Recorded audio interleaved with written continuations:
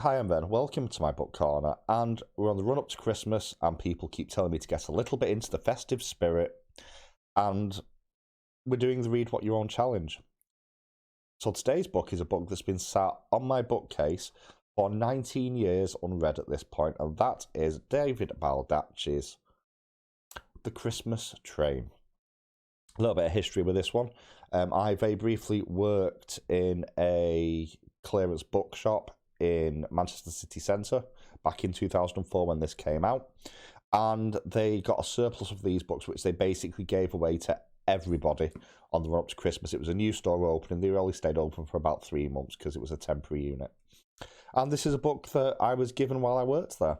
So this did first come out in November of 2004. The paperback version was at 260 pages. This one's the hardback version. I can't seem to find a copy with this cover anywhere, interestingly enough, but there we go. As always, we shall talk about the story, the characters, the world building, as well as the presentation. So let's just jump straight into this one. This is the story of the journey that Tom Langdon takes at Christmas time. He's making his way from Washington D.C. to LA, where his other half currently resides. Now, I say other half, this is more of a situationship than anything else, to be completely blunt, and he's already second-guessing his decision to be involved in this relationship. On his way there, he will not only meet an old flame, but he will learn the stories of various different people who are travelling using the train system across country in America at the same time of year. This is a story full of larger-than-life characters. You have mysteries, intrigue, romance. This really does cover a whole gamut of experiences here, and it's very much a story about the journey rather than the destination, and is overall a pretty strong framework, especially with the train as a framing device itself, for the almost rom-com-like story that is being told here. The main character here is Tom Langdon. Now, Tom is a journalist who's been around throughout the world, Pulitzer-winning journalist for coverage in various war-torn countries, and he's a bit of an arse. As already mentioned, he has a bit of a run with airport security, which is why he's got to get on the train, and his internal monologue is incredibly quick and quippy, almost sarcastic in many regards, and quite self-deprecating. He is a good person at heart, I would say, but the way he's very mischievous and childish and doesn't want to be held down by normal conventions sort of feeds into his character as a roaming journalist. And he's travelling across country to meet his situationship, who they travel across country a couple of times a year and meet up. Unfortunately for him, the holiday this time is now going to be a group holiday, which he did not plan on.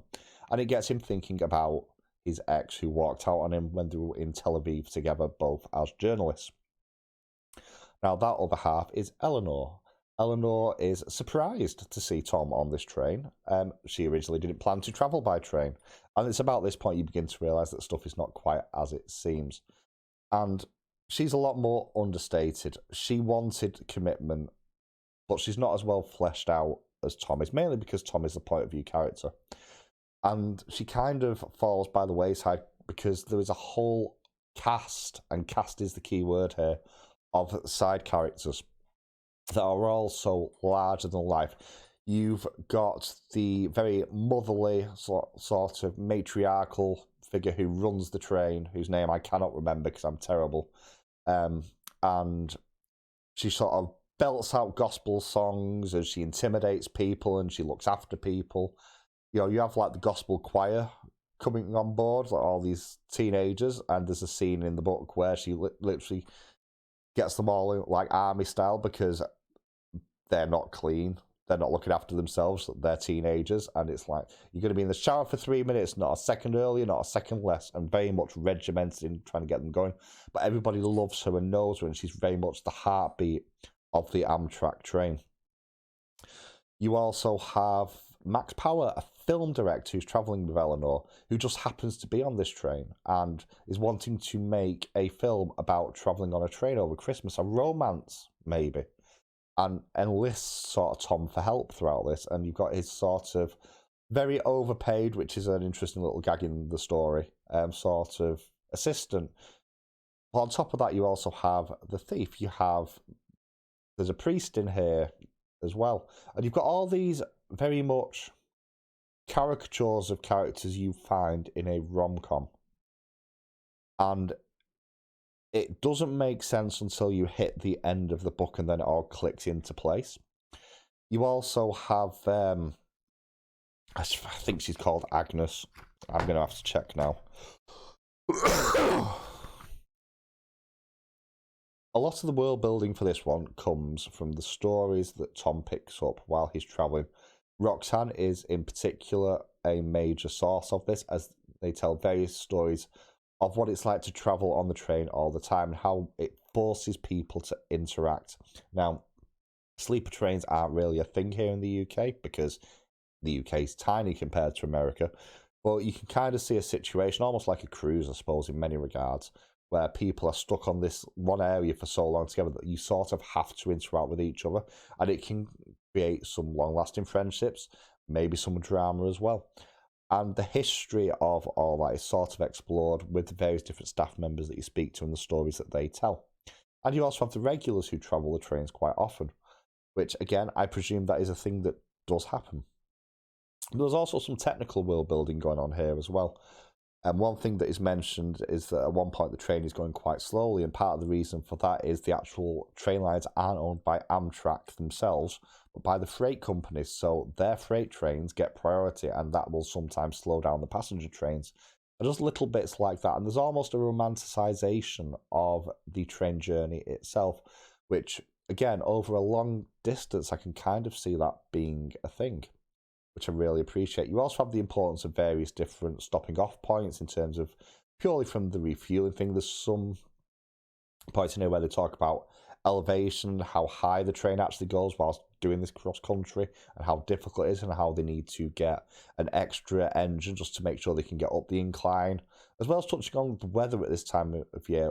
At the time of the story, obviously, it's Christmas time, and the worst storm in 30 years occurs during this, and you have 3 avalanches, which causes a few issues. So overall, pretty solid world building. Nothing outstanding here, but interesting little nuggets of information towards the USA train system, which I appreciated. This is the first Baldacci book that I have read, and he's got a massive body of work behind him at this point. And I will say that I think this is paced really, really well. It has some key points of mystery, in particular with the thief on board.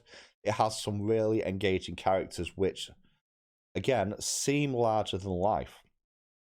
Because they are, and there's a reason for that within the story, which is revealed right towards the end, which makes it make even more sense, and is actually quite clever in many regards. I do quite like the character of Tom Langdon. I think he's very wittily written. I actually found him laugh out loud funny in a couple of places as well, even if he's a bit of an arse. But the character work is actually pretty solidly done here, and the interactions between Tom and Eleanor are actually pretty strong as two people who were deeply in love at one point and fell away because they both sort of grew apart or wanted different things at the time, and going for that second chance is actually really interesting to read, and you kind of do end up rooting for them. There's also a few nuggets of information in here that also add to the setting in general and help reinforce the story that's being told. The sense of community really comes through here, which you get from travelling on the train. So overall, it's a really well-paced book. It's got some good elements of mystery and confrontation and conflict as well, which balances it all out really well, especially with the humour of the main character. In terms of the cover, I think the cover is just boring. It's not very exciting whatsoever. I think the cover that's on the screen now is a better cover in general. But overall, I actually did quite enjoy the writing style of this one. I was never going to read this book. Last year I read Hogfather, which is the only Christmas book I've ever read that isn't a children's book, and it's one of my favourite books of all time because it's Terry Pratchett. And I thought, I've got to read something for Christmas this year, and it's the Read What You Own challenge, and this has been sat on my bookshelf for 19 years. I would have never read this if I wasn't doing the challenge. Let's just be completely honest about that. If you know me in real life, I despise Christmas with a passion. I am not a festive person. I hate it. Years working in retail will do that to you. But this wasn't bad. I actually found it quite funny. I actually enjoyed it. It took me a couple of sittings to get through it. And I certainly wouldn't have gone out and spent money on it personally, because it's not my sort of book, generally speaking. But I don't regret reading it, which is damning with faint praise, perhaps. But if you're after a piece of reasonably inoffensive, funny, light, romance, Christmas fluff, you can certainly do a lot worse than The Christmas Train by David Baldacci. I may check out more Baldacci stuff next year. This goes in C tier for me. So that's it from me for today.